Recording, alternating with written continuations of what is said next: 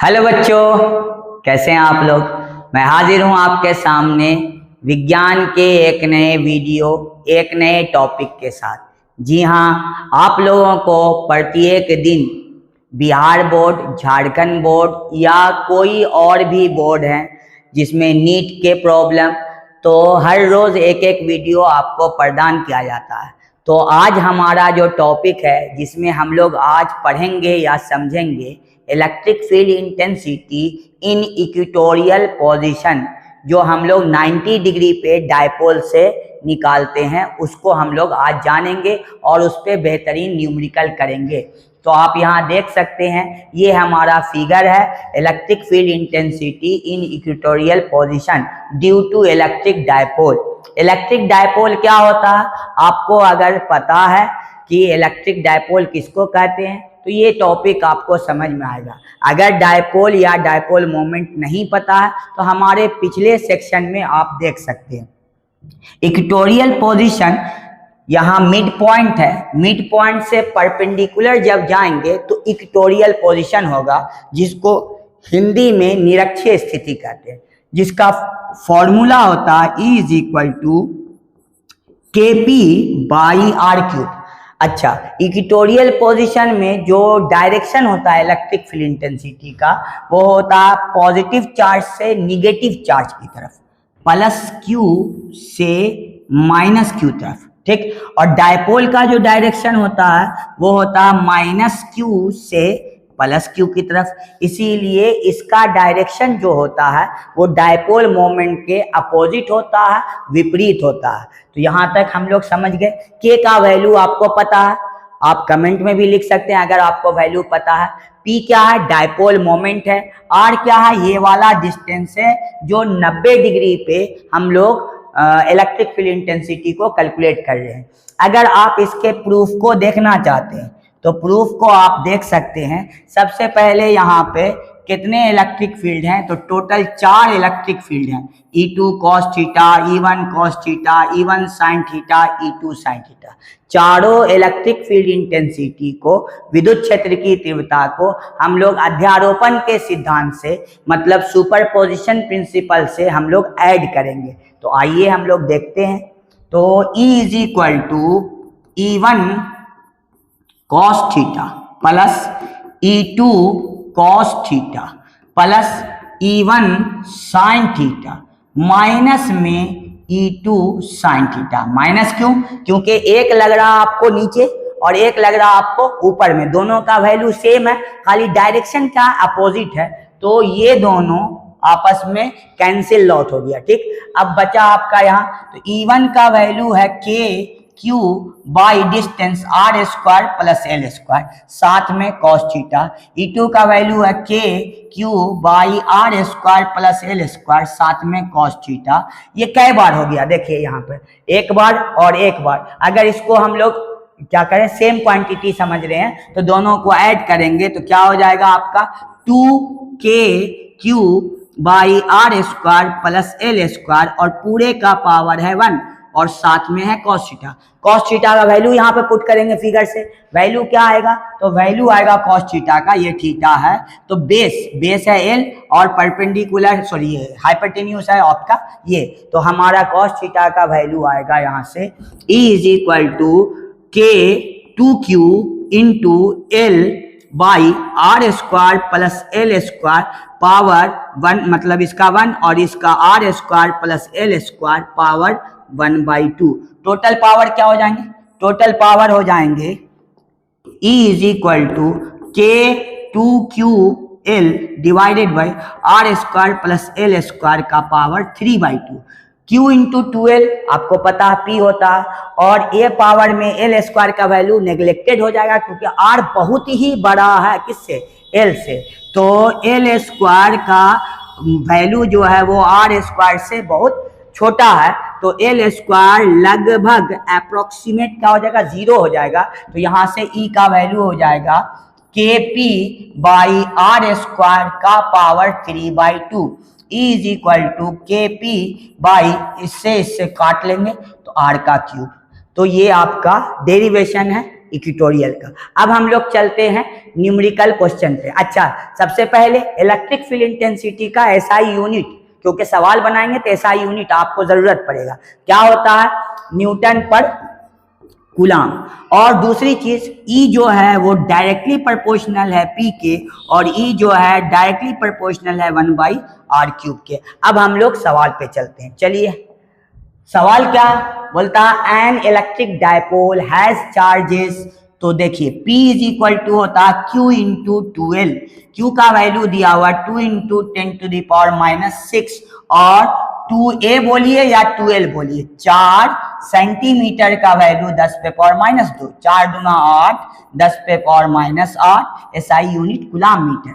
अब E is equal to KP/r³, 9 into 10⁹, 8 into 10⁻⁸ और R का वैल्यू 20 सेंटीमीटर। सेंटीमीटर को मीटर में बदलना होगा तो 20 इंटू 20 इंटू 20 इंटू 10⁻⁻⁶, ये हो गया R का क्यूब, और ये हो गया -2 -2 -2, तो हो गया 10⁻⁶। अब हम लोग यहाँ से काम करते, देखिए 2 से 10 बार में, 2 से 10 बार में, 2 से 10 बार में, तो ये पूरा कट जाएगा, क्योंकि 2 से काटा, इसको 8 आ गया आपका। अब आता है 3 0। 3 0 में हम लोग अब सबको सॉल्व करते हैं, तो 9 रहेगा, 10⁹ -1 -6, तो ऊपर जाके +6, ये 10⁻⁻3, तो हो गया टोटल आंसर 9 इंटू 10⁴। 6 और 1 7 में से 3 गया, SI यूनिट न्यूटन पर कूलम। तो आपको समझ में आया कि कैसे बनेगा ये सवाल। अगला सवाल क्या है? तो N electric dipole formed by 2 charges plus minus, तो Q का वैल्यू दिया हुआ ±5 इंटू 10⁻⁷ कूलम, प्लेस्ड 12 दिया हुआ 6 सेंटीमीटर, 6 इंटू 10⁻⁻² मीटर, और R दिया हुआ कितना 30 सेंटीमीटर, 30 इंटू 10⁻⁻²। हमको बोलता है इक्वेटोरियल लाइन पे आपको electric field intensity E is equal to what. आप लोग इस सवाल को खुद से बना सकते हो। आप वीडियो को पॉज करिए, पॉज करने के बाद इसको बना के और कमेंट में आंसर लिखिए, ठीक है। और हम लोग यहाँ पे इसका जब बनाएंगे तो अगले वीडियो में इसका आंसर, या मैं कमेंट में इसका आंसर आपको दे दूंगा। चलिए, हमारा अगला सवाल है, the electric field at a point on the equatorial line of a dipole is along dipole moment opposite to dipole moment. अभी हमने आपको क्या बताया कि इलेक्ट्रिक फील्ड का डायरेक्शन क्या होता है? पॉजिटिव चार्ज से निगेटिव चार्ज की तरफ। और डायपोल का डायरेक्शन क्या होता है? Negative charge to positive charge. तो ये अपोजिट होगा ना, इसलिए आंसर क्या होगा? Opposite to dipole moment. हमारा अगला सवाल, ये ऑब्जेक्टिव क्वेश्चन था। An electric dipole creates an electric field E1 at a point on the axial line. E1 axial line पर 2kP/r³, और E2 at equatorial line, E2 is equal to KP/r³, both at the same distance are, find the ratio E1 upon E2. E1 upon E2 is equal to K2P/r³ divided by KP/r³। KP से KP cut गया, r³ से r³ cut गया, answer क्या होगा 2।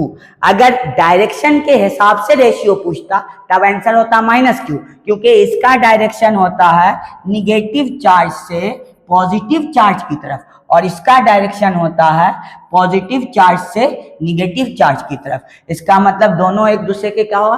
Opposite होगा। तो अगर direction के साथ आंसर होता तो ऑप्शन में -2 लगाते, अभी डायरेक्शन के साथ नहीं है तो +2 हमारा आंसर होगा। अगला सवाल,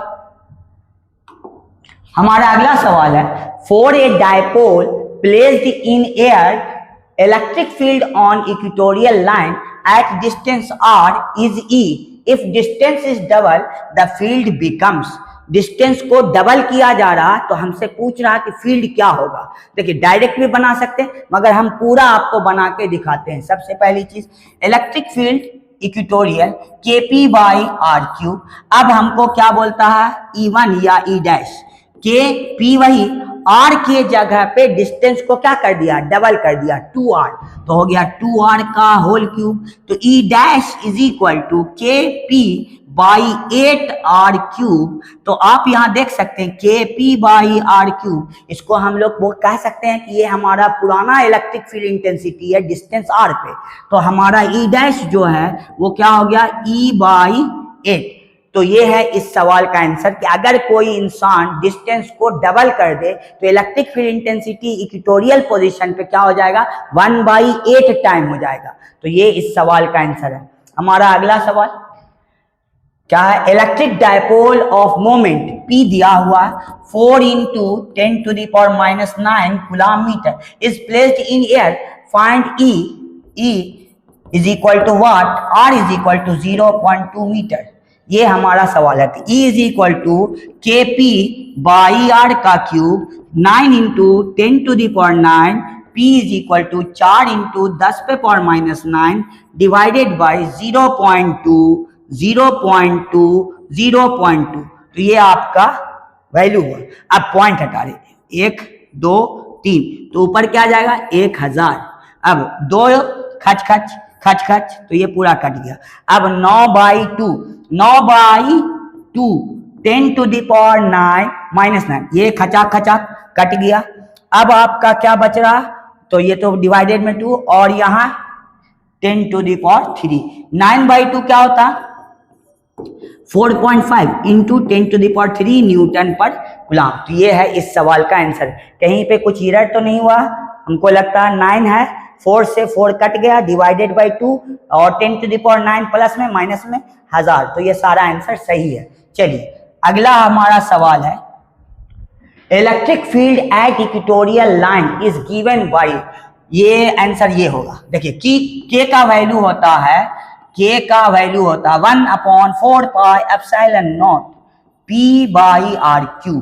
तो ये हो गया के का वैल्यू। तो ये वाला आंसर आपका कौन सा मैच कर रहा, तो बी ऑप्शन। ये आप बता सकते हैं ये किस चीज का इलेक्ट्रिक फील्ड इंटेंसिटी है। अगर आपको मालूम है तो आप कमेंट में जरूर लिखेंगे। हमारा अगला सवाल,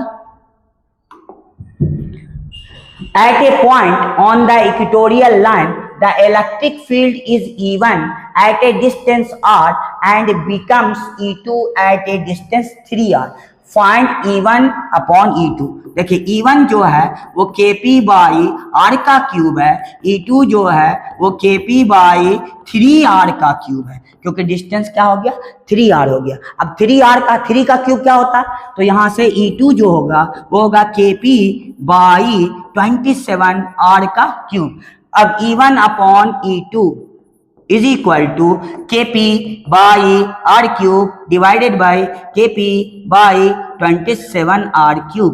Kp खचाक आर क्यूब 27 ऊपर जाएगा, तो हो गया 27:1। तो ये रेशियो होगा E1 अपॉन E2 का। हमारा अगला सवाल है, two dipole have dipole moment in ratio P1:P2 is equal to 1:2. Find ratio of electric field intensity E1 upon E2 is equal to what?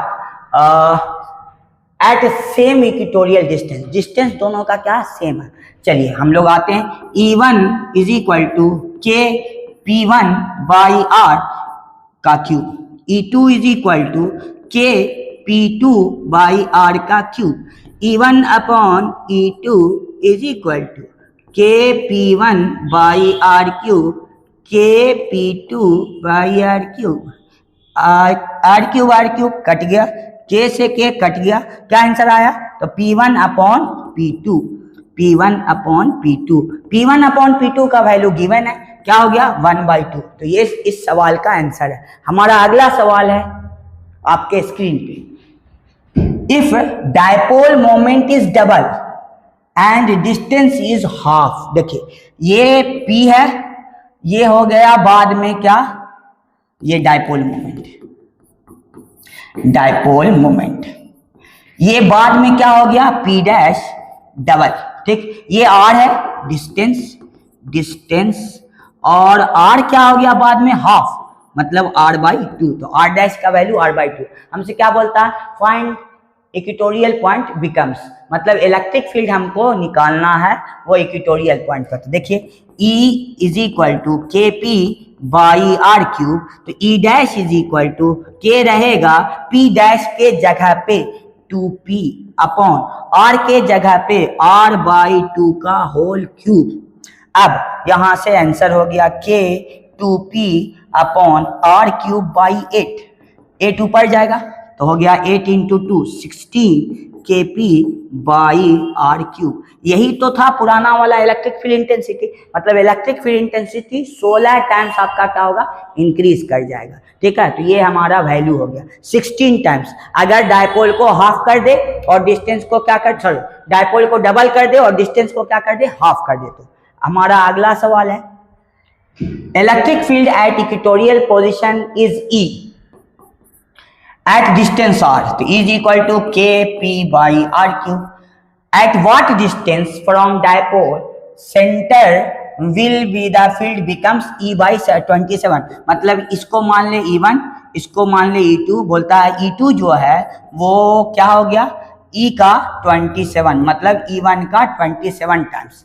अब आते हैं डिस्टेंस हमसे पूछ रहा था, ये R1 और अगला R2, तो E2 is equal to k P R2 का होल क्यूब। E2 के जगह पे E1 by 27 K P by R2 का क्यूब। अब यहां से E1 के जगह पे K P बाई R1 का cube is equal to K P by R2 का क्यूब और डिवाइड में 1 बाई 27।